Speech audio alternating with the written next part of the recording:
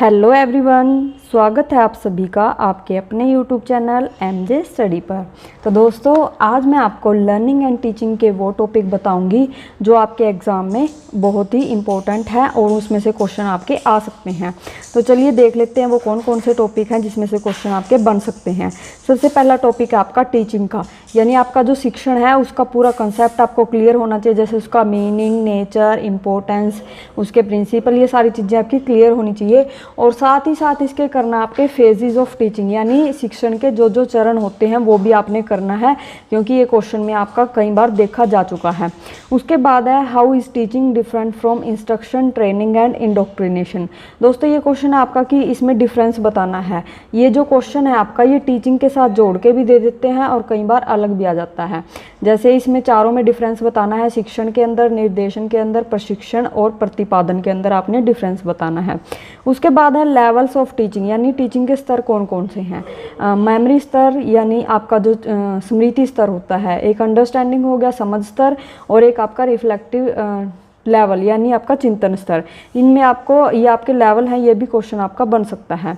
उसके बाद है मॉडल, यानी आपका मॉडल का पूरा कंसेप्ट क्लियर होना चाहिए, उसका मीनिंग, नेचर और उसकी इंपॉर्टेंस क्या होते हैं मॉडल। और आपके जो सिलेबस के अंदर हैं वो दो मॉडल बहुत ही ज़्यादा इंपॉर्टेंट है जो हर बार क्वेश्चन पेपर में देखे गए हैं। जैसे एक तो हो गया आपका मास्टरी लर्निंग मॉडल और एक आपका इंक्वायरी ट्रेनिंग मॉडल, यानी पूछताछ प्रशिक्षण मॉडल।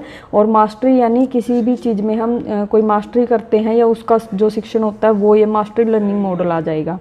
और एक आपका है जो ब्रूनर का कंसेप्ट अटेनमेंट मॉडल और एक ग्लेशियर का बेसिक अटेनमेंट मॉडल।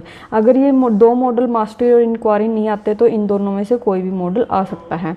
उसके बाद है लर्निंग, यानी अधिगम क्या होता है, इसका पूरा कंसेप्ट क्लियर होना चाहिए, इसका मीनिंग, इसकी इंपॉर्टेंस क्या है, इसके प्रकार कौन कौन से हैं और इसको प्रभावित करने वाले कारक कौन कौन से हैं।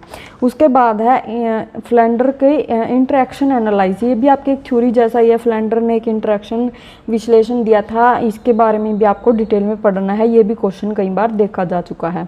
उसके बाद है इवैल्यूएशन, यानी मूल्यांकन का पूरा कंसेप्ट आपका क्लियर हो, मीनिंग हो गया, इसका नीड क्यों है, इसके कैरेक्टरिस्टिक्स क्या हैं, इसके टाइप्स बहुत इंपॉर्टेंट है, ये अलग भी आ सकता है टाइप्स के ऊपर। इसके 3 टाइप्स इसके अंदर बताए गए हैं, फॉर्मेटिव, समेटिव एंड डायग्नोस्टिक। ये आपने अच्छे से पढ़ लेने हैं डिटेल में। उसके बाद है कंटिन्यूअस एंड कॉम्प्रिहेंसिव इवैल्यूएशन, यानी सतत एवं व्यापक मूल्यांकन क्या होता है।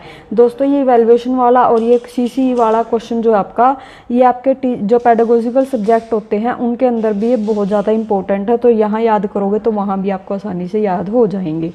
उसके बाद है स्ट्रेटजीज ऑफ टीचिंग, यानी शिक्षण की जो रणनीतियाँ होती हैं, जैसे स्टिमुलेशन हो गया और एक आपका हो गया ब्रेनस्टॉर्मिंग, यानी मस्तिष्क उद्वेलन।